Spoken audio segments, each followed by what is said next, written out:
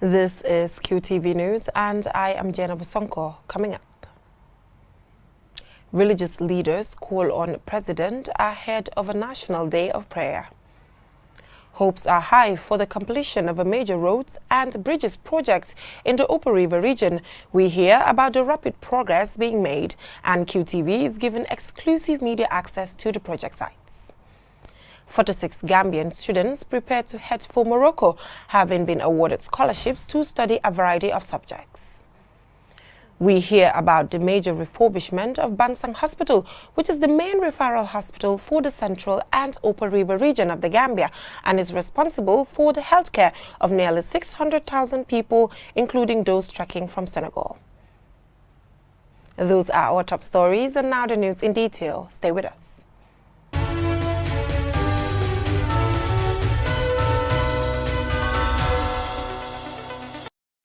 A delegation of members from the late Sheikh Sharif Mahfouz Haidara's Foundation on Friday paid a courtesy call on President Adama Barrow at the State House in Banjul. The delegation comprised family members and disciples of the late Sharif within the sub-region. QTV's Ansumana Isonyasi has the rest of that. As they prepare to hold a special national prayer session on Saturday for the peace and stability of the country, disciples and family members of late Sheikh Sharif Mahfouz Haidara visited the presidency to pray for the head of state and extend their condolences on the demise of the country's first president, the late Sadauda Kairaba Jawara. Led by Sharif Samsidin Sheikh Abba, representative of the Caliphate General, the delegation comprised members from Senegal, Guinea-Bissau, Guinea-Conakry, Morocco and Mauritania. Speaking at the meeting, Sharif Lakadaf Haidara said the delegation came to inform the president of their plan to hold a special national day of prayer for peace and stability. He went on to reveal that Saturday marks 100 years since the demise of the late Sharif Sheikh Mahfouz Haidara, whose work, he says, had impacted thousands of lives. Addressing the delegation, the president gave recognition to the important role religious leaders play in maintaining peace and stability in the country. He says he is happy to receive the delegation at State House and added that he admires the Sharifs for the unity they display everywhere they go. He urged them to continue praying for the peace and stability of the country. Other speakers included Sharif Bunene Sadi Haidara and PRO of the Caliphate General, Sheikh Samsidin Bun Haidara, who both expressed delight at being received by the president. Ansumana Isonyasi for QTV News. There is hope for the timely completion of the roads and bridges project in Upper River region by June 2020. QTV's Aliu Cisse is in the URR, where he had an exclusive access to the Chinese-funded project sites, and this is his report. The foundation stone for construction of 51-kilometer Basse Fatoto Koina road and bridges in the Upper River region was laid in December 2018. This massive project is funded by the government of the People's Republic of China, following a cooperation agreement signed during President Barrow's visit to Beijing. Traveling on this road has for many years been a nightmare. People have lamented the poor condition of this critical road, blaming the previous government. Rare media access by QTV shows work in progress at all the sites. Our visit took us to the Basse and Fatoto bridges, where people continue to rely on boats and a ferry to cross. This exclusive access also took us to the under-construction bridges at Chamoy and Sudwal.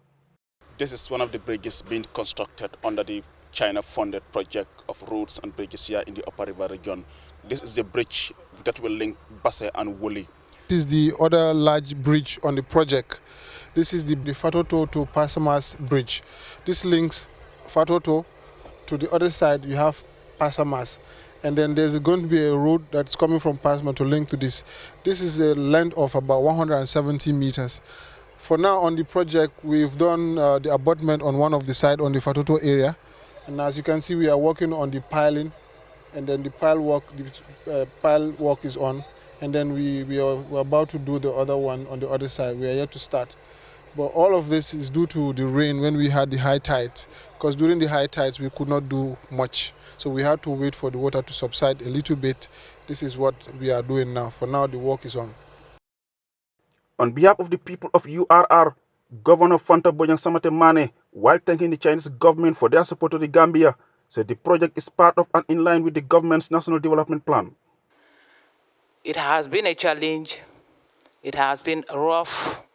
some years back by the people that plied the road from Fatoto to Basse and back, and equally that crossed the bridge from the Basse area to the Woolly end, the challenges they were facing and the troubles they were going through. Thanks to the government of the Gambia, this is the work of the President of the Republic of the Gambia, using the National Development Plan. This is the project that was highlighted in the plan to look at the problems that Gambian people are facing. The construction was awarded to Longjian Road and Bridge Company Limited, a Chinese company. Mr. Sun Jidong and Su Xinzi, speaking through a translator, expressed delight at the progress of work. The project, the construction is progressing smoothly. 我们项目呢，目前桥梁完成了40%。Up to now, our project has completely 40% on the bridge part. 路基工程完成了80%。And 80% of the subgrade project. 涵洞工程完成了80%。And 80% of the culvert project. 各项工程都在按既定计划进行。All the projects are being implemented according to the original plan. After completion in June 2021, these projects are expected to spur growth and contribute to socio-economic progress of the local population, as it will provide vital access for the communities. These projects have been described as a great milestone of the growing and strengthening relations between Banjul and Beijing. Reporting for QTV News from Basse in the Upper River region, I am Aliou Cissé. An orientation ceremony was held for 46 Gambian students awarded scholarship to pursue various undergraduate studies in Morocco. The event was organized on Friday by the Ministry of Higher Education with its Advisory Scholarship Board. Mamadou Lamin Choi has the rest of that story. The 46 scholarship recipients were whittled down from 72 applicants interviewed by the Scholarship Advisory Board of the Higher Education Ministry. The departure orientation is to share with the students valuable information about the scholarship program. The 46 students will be pursuing various fields of study, including engineering, French, medicine, and so on. 10 of the 46 are Arabic students. In addition to which, these 10 students will also do other courses, including economics and information technology. The chairman of the Advisory Scholarship Board, Karamo Bojang, says the board's policy is to award scholarship to students of Arabic who will not only devote their study to theology but also other disciplines that will contribute to their livelihoods and national development. He also advises students to use the opportunity to learn and serve their country.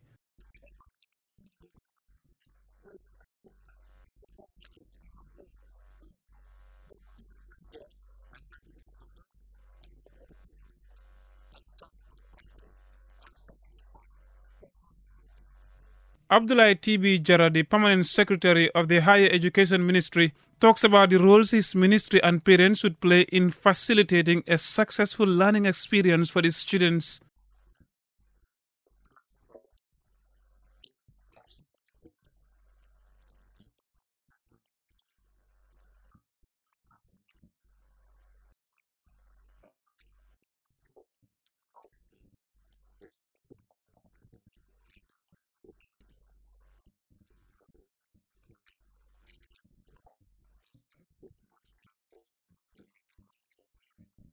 While in Morocco, before the students are introduced to a program course at the university, the 10 Arabic students will be allowed to do their courses in the Arabic language, and the non-Arabic students will study French for 6 months. This is to prepare them to have an understanding of French, which will be the language of instruction during their study. One of the scholarship recipients, Bakari Toure, hopes to learn a new language and about a new culture while he studies economics in Morocco. It is also his dream to return as an economics graduate to fix Gambia's economic problems. Parents and guardians of those awarded scholarship were also at the orientation ceremony. The students will leave for Morocco next Tuesday. Mohamed Lamin Choi for QTV News. We will go with a short commercial break. When we return, we hear about health-related stories, including the significant progress being made in the refurbishing Bansang Hospital, plus the training of trainer schools on the universal drug treatment curriculum and more. Do stay tuned. Are you traveling to Senegal from Gambia? Guess what? You can now roam in Senegal like never before. Enjoy the most affordable rates on data and your international and local voice and SMS while in Senegal. QCell and Orange have partnered together to make roaming a breeze. Whenever you roam with your QCell line to Senegal or travel with your Orange number to Gambia, you get to enjoy a new specially discounted tariff on your data and the calls and texts you send locally and internationally. Don't stress about high costs. QCell and Orange have got you covered. Whether it's a quick business trip or a family getaway, you know you're connected anywhere and anytime. Terms and conditions apply. For more information, call 111. QCell, the Gambia's quality network.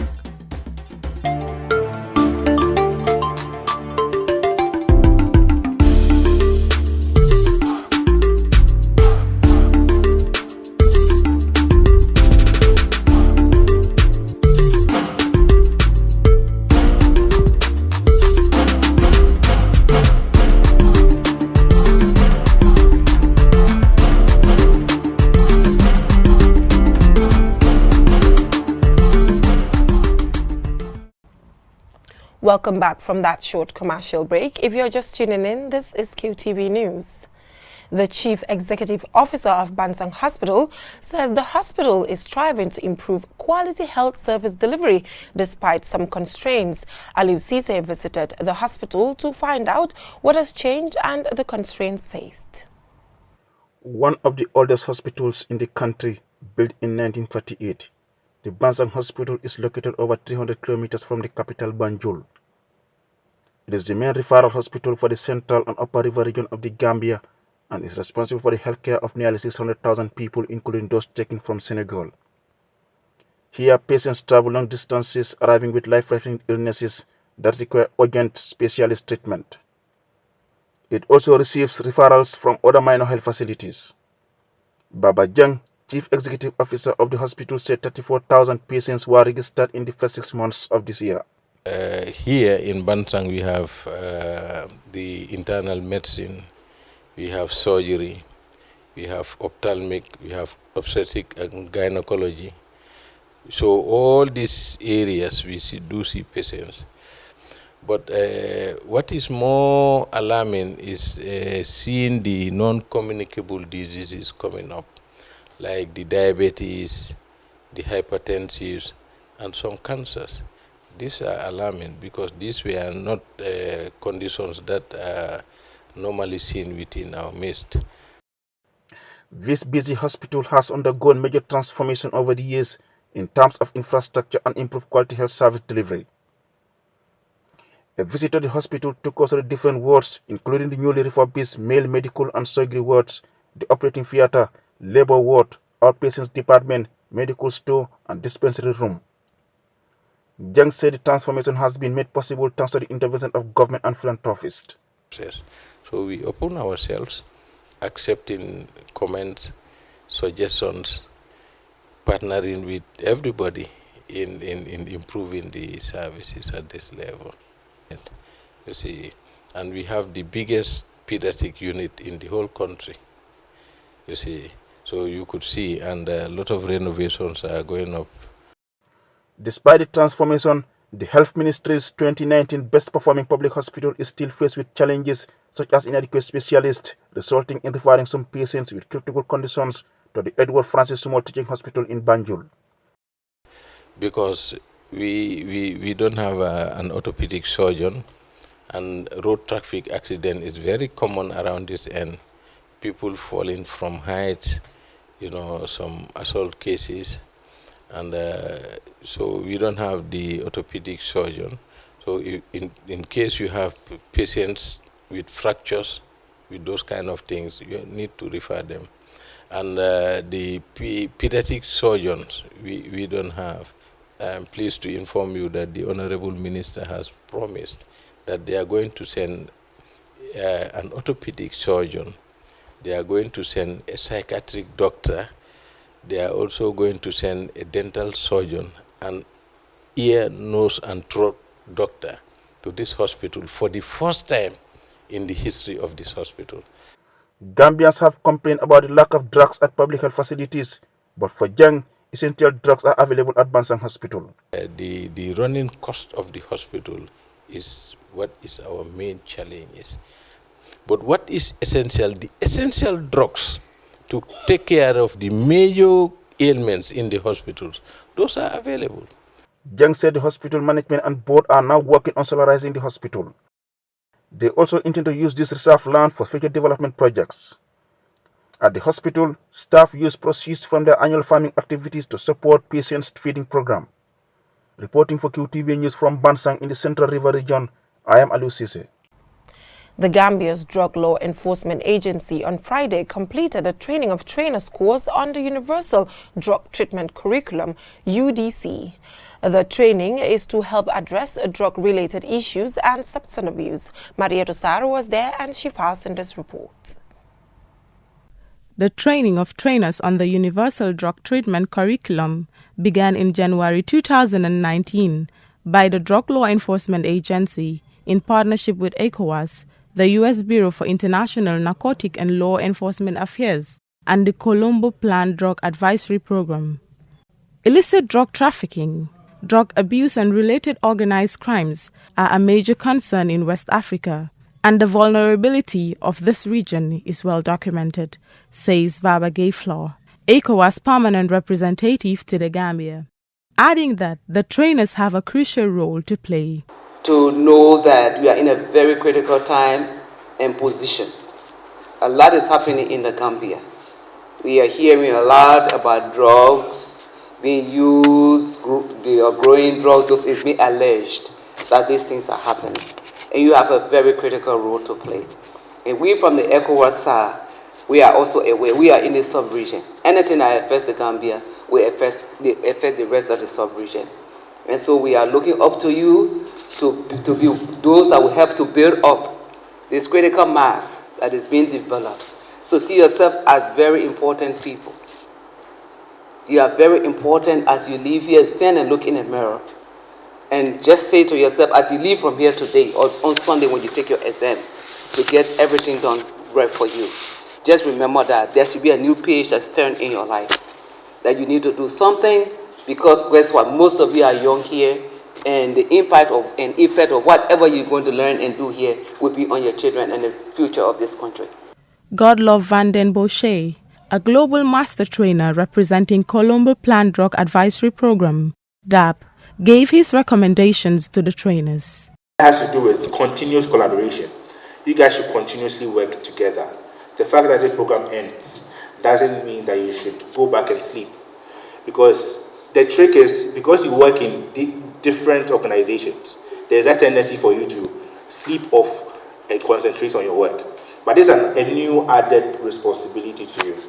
And they say there's unity in strength. The only way you can make this possible is to come together, put your heads together, organize yourself, and actually forge ahead with one purpose. I don't know if you noticed the broom. With one stick, you can never sweep a room. But it's when it's put together that you can actually achieve something. Asan Tangara, Permanent Secretary at the Ministry of Interior, says the training is a milestone in the Gambian government's quest to reduce substance use disorders. Participants were selected from different sectors and include nurses working in mental health, demand reduction officers, human rights and child welfare officers, religious leaders, reformed addicts, and members of civil society organizations. It is hoped that the training will help reduce social, health, and economic challenges associated with drug abuse. For QTV News, I am Maria Dusar. A 4-year pilot project to empower the youth by creating employment opportunities was recently launched by Kiang Julafar Ward in collaboration with the Department of Community Development. The program is supported by the United Nations Capital Development Fund. The 4-year pilot project is the first of its kind for Kiang Julafar Ward and is aimed at empowering the youth irrespective of gender by creating decent and productive employment opportunities to enable them to contribute towards the socio-economic development of their community. The Ward Councillor for Julafar, Seni Jadama, expresses his delight at the launch of such an important project, which is expected to address most of the challenges they face, particularly irregular migration, among others. For the past 10 years, we have a lot of damages in this forest. And for this project, it's going to contribute immensely towards that changes. That is to do tree nursery, and this tree nursery is going to contribute a lot into our forest. Project is employing about over 50 people, which are mainly youth. Fatu Kamara, a beneficiary, explains some of the numerous benefits of the project, which she and other beneficiaries hope will elevate their income through skills development. One of the benefits is the access to opening an account. I was engaged in petty trading but never got the opportunity to open my own bank account. Women get money, but they do not have such an opportunity to save it in the banks, despite working hard. We the women don't have much. So if we see an income-generating venture, we will do our best to make it successful. The regional UNCDF coordinator, Salifu Jaite, said part of the objectives of the pilot project is to combat climate change. He went on to shed light on the reasons that motivated their organization to develop the Job Skills Finance Initiative. Create jobs for young people and women, and as well as we train them on some of the skills like how to make oat block and how to make cooking stove, and a lot of trainings are coming up. Alaji Jata, Regional Community Development Officer, urges communities to engage youths to take up the opportunities offered by the project. He went on to explain the procedures the beneficiaries fulfilled.